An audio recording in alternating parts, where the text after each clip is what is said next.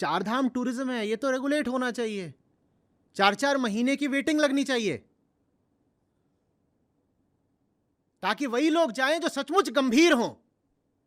ऐसे नहीं कि किसी का भी मुंह उठाया और बोला चलो डार्लिंग हनीमून मनाने ऊपर चलते पहाड़ों पर, इधर गर्मी बहुत हो रही है, क्लाइमेट चेंज हो गया, 4 डिग्री औसत से ज्यादा तापमान है दिल्ली में, चलो केदारनाथ चलते हैं, मजा आएगा। और केदारनाथ के रास्ते में और भी सब चीजें हैं, उनके भी मजे लेते हुए चलेंगे।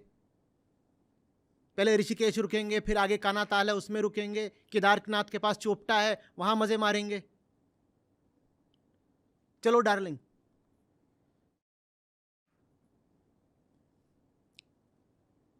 चार 6 महीने की वेटिंग लगे और एकदम सीमित संख्या में वाहनों को जाने दिया जाए।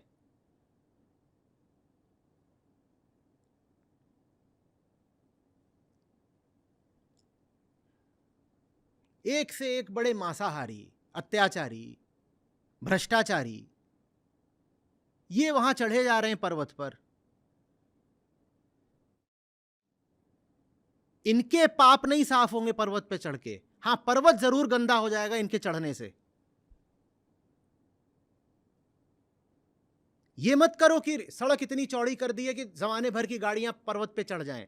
सड़क तो और पतली रखो ताकि वही जाएं जो सचमुच जाने लायक हैं, जिनमें इतना संयम है, इतनी पात्रता है और इतना प्रेम है कि वो कहेंगे कि हम इंतजार करेंगे, मेरा नंबर 6 महीने बाद भी आएगा, मैं तो भी प्रतीक्षा करूंगा, मैं तब जाऊंगा। ऐसे थोड़ी कि गुड़गांव के रईस हैं और उठाई अपनी फॉर्च्यूनर और चढ़ गए झट से वहां पर और बहुत खुश हुए कि वाह रोड अब कितनी चौड़ी हो गई है, मजा आ रहा है, बीच बीच में चिकन टिक्का भी मिल रहा है।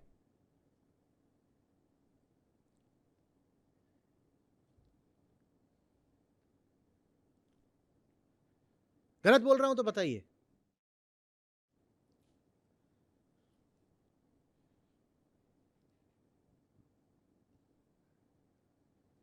पहाड़ों पर प्रदूषण का सबसे बड़ा कारण कौन लोग हैं? क्या स्थानीय निवासी? क्या स्थानीय निवासी पहाड़ों को गंदा करते हैं? नहीं, स्थानीयों में तो फिर भी पर्वत के प्रति कुछ प्रेम होता है। पर्वतों को बर्बाद तो ये पर्यटक करते हैं, और इन्हीं पर्यटकों को आप और ज्यादा वहां बुला रहे हो, काहे के लिए भाई? कहेंगे अर्थव्यवस्था के लिए, पहाड़ों के लोगों को भी तो पैसा मिलना चाहिए। तो एक काम कर लो, पहाड़ों के लोगों को सब्सिडाइज कर दो, वो कहीं बेहतर है। उन्हें 100 तरह की सब्सिडीज दे दो। अगर आप यही चाहते हो कि पहाड़ के लोगों के हाथ में कुछ पैसा आए, तो उसके लिए पहाड़ को क्यों बर्बाद कर रहे हो? पहाड़ के लोगों को सब्सिडी दो, बहुत अच्छी बात है, पूरा देश तैयार हो जाएगा। भाई पूरा देश जो टैक्स भरता है उसका आधे से ज्यादा तो तुम खा जाते हो अपने भ्रष्टाचार में। ठीक, हमारा आपका जो टैक्स जाता है, आपको क्या लग रहा है विकास के कार्यों पर खर्च होता है? हमारा आपका टैक्स तो यही खा जाते हैं सब नेता और ब्यूरोक्रेट्स। तुम्हें पहाड़ों की इतनी चिंता है तो जो हम टैक्स देते हैं उसी टैक्स का इस्तेमाल करके पहाड़ के लोगों को सब्सिडीज दे दो, उनकी जिंदगी बेहतर हो जाएगी आर्थिक रूप से भी। लेकिन पहाड़ क्यों बर्बाद कर रहे हो? ये इतनी अजीब बात है। एक विदेशी आता है जब हमारे पर्वतों पर, तो वो विदेश में मांसाहार करता होगा, भारत आकर के कहता है नहीं मांसाहार छोड़ दो, मैं पशु क्रूरता के उत्पाद माने दूध पनीर वगैरह भी नहीं छूऊंगा। ये विदेशियों का हाल रहता है। वो यहां पे साधारण कपड़े पहन के घूमते हैं, अपने देश वाले नहीं।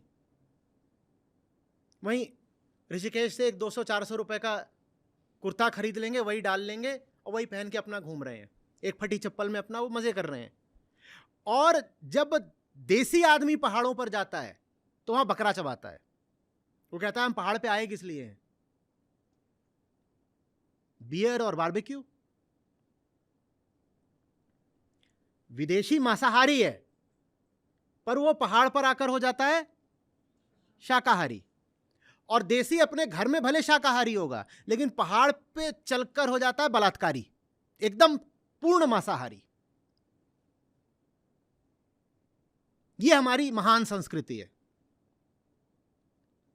और वो इसलिए क्योंकि संस्कृति में अध्यात्म कहीं नहीं है, बस संस्कृति भर है।